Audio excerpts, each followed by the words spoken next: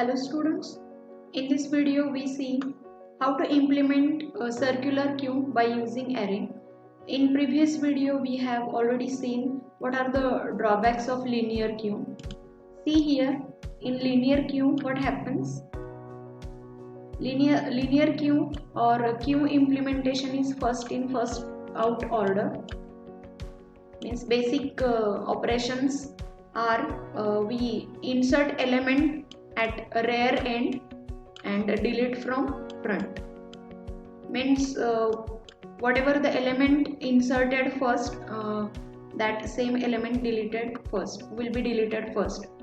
So this is the linear queue, and what happens if I store the elements like these?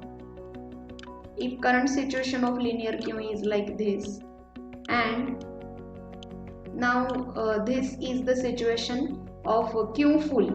If I want to insert one more element inside this queue, then there is no any space because rear is at its maximum location and we can't insert one more element. So we display the queue full message. Now what happens if user or we delete element, then there is a space at front and front goes to next location. Again, if we delete some more elements, if we delete two elements, then again this front locates this front is at here. Now in this situation, what we see, there are three spaces inside array. Means we can store three more elements inside this array because there is a space available inside this array, but rear is at maximum location. So what happens in linear queue, we display the message as queue full, but we see here there are empty spaces at front. So we can check is there any space at front, and if there is a space at front, then we insert that new element at that empty space. So this is the concept behind circular queue. Means this rear we circularly update, and see here our front is at this location. Where? Here is our front. Now in circular queue what we check, if rear is at maximum location, then we update this front and rear circularly. Means what are the array index here? 0, 1, 2, 3, 4. Then we update the front and rear circularly. Means after 4 our rear will be updated as 0, then 1, 2, 3, 4, then again 0, 1, 2, 3, 4, in this way. And if all the spaces are allocated, means at all location if there is an element, then only we display the message as queue full. And in this situation we update this rear like rear plus plus, circularly rear plus plus we updated. So our rear goes to here, and if there is an empty space, means there is no front, because if front is at 0th location, means there is an element, but here is not front, means front is not equal to 0, means there is an empty space. So we can store new element at this new rear position.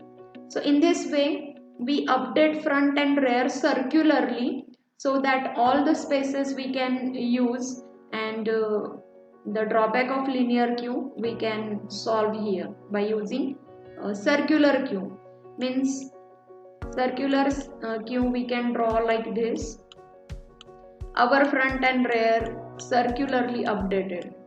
Means if this is 0 index 1, 2, 3, 4, 5 and 6. Then our front and rear goes from 0, 1, 2, 3, 4, 5, 6. Again 0, 1, 2, 3, 4, 5, 6. Again 0, 1, 2, 3, 4, 5, 6. In linear queue, front is always less than or equal to rear. Okay, in linear queue, front is always less than or equal to rear. If there is only one element, then we know front and rear at same location. So front and rear are maybe equal in linear queue, but front is always less than or equal to rear. But in circular queue, this we can't say where is front and where is rear. Maybe front is greater than rear. Maybe there is such a situation like here is front and the rear is at one location. Means here front is maximum than rear, because we update rear and front circularly. So this is the concept behind circular queue. Now in linear queue, we only update front and rear, like front plus plus and rear plus plus. Okay, but in circular queue, how we can update the rear or front? If size is our maximum or the number of elements we can store inside array. If size is array size, our array size, then what is the formula to update front and rear circularly? Here is our formula. Rear is equal to new rear, means rear plus 1, mod means remainder size, modulus operator.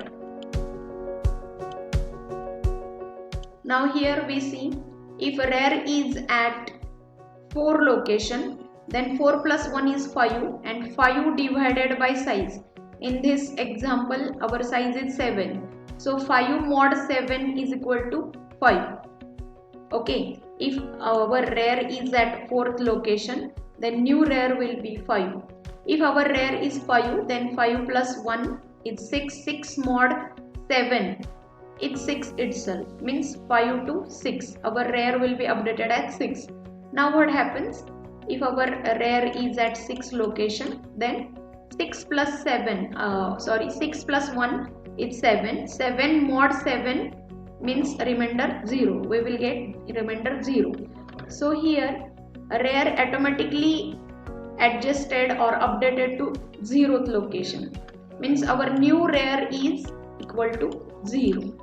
Means whenever front and rear will be at maximum location, then it will be updated from 0. Again from 0, 1, 2, 3, 4, 5 up to size minus 1 location. Then again from 0, 1, 2, 3, 4. This is the circular updation. Whatever the size of array, you can take 10, 20 or 100. This formula fit for every size. So in this way we update front and rear in circular queue. Not only front plus plus and rear plus plus, but in this way we update our front and rear, because we want to update front and rear circularly.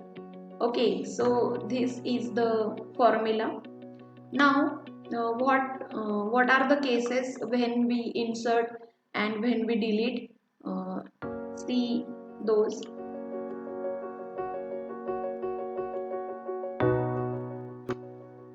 Now when we want to insert the element, then what is the situation? See first.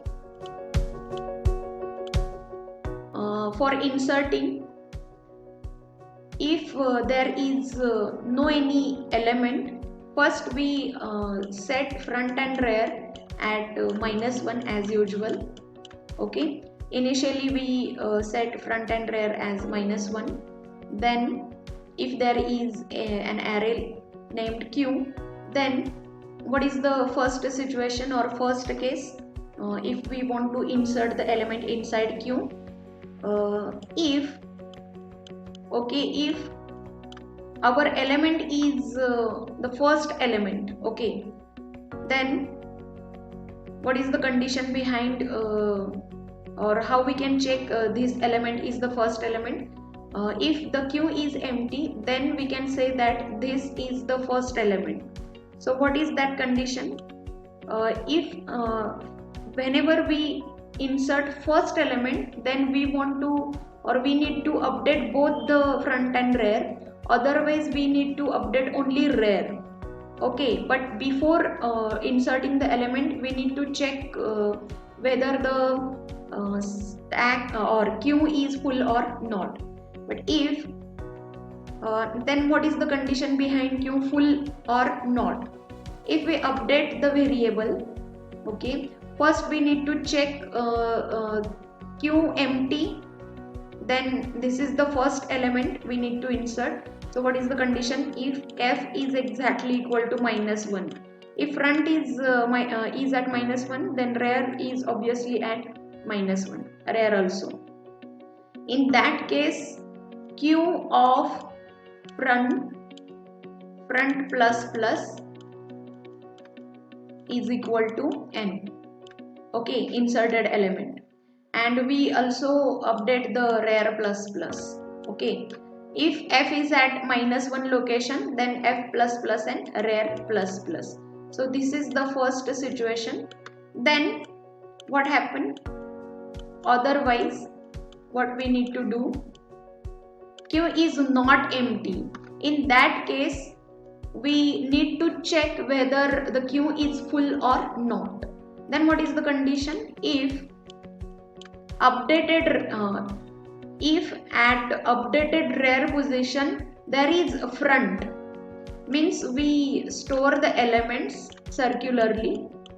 Okay, in circular queue we store the elements at a new rear location. Now all the elements are inserted inside queue. Then what is the situation? If this is the front element and this is the rear element, and if we update rear circularly, then rear will be at front location, means next to rear there is a front. Whenever the queue is full, at that situation, whenever we update this rear circularly, at next location of rear there is a front. In that case only we can say that queue is full. Otherwise, if this f is at this location, okay, if there are some spaces, if front is at here, then there are two spaces, then we update rear, new rear will be this, and there is no front. Next to rear is no front, that means there is a space. Okay, so queue full condition is like rear plus 1, updated rear location we need to find, is exactly equal to, if we update circularly rear and if it is exactly equal to front, then we can say that queue is full. Okay, there is no any space, all the places are occupied. Now else, otherwise, if at updated rear position there is no front, then we can successfully add at a new rear location our next element. So rear is equal to, update this rear circularly first and then insert at new rear location. Insert new element, means q of rear is equal to n, and before inserting we update this rear and then only we insert n at updated location. So this is the logic behind circular queue. In next video we implement this program, and in that program we see how we can delete the element from circular queue. So see you in next video. Thank you.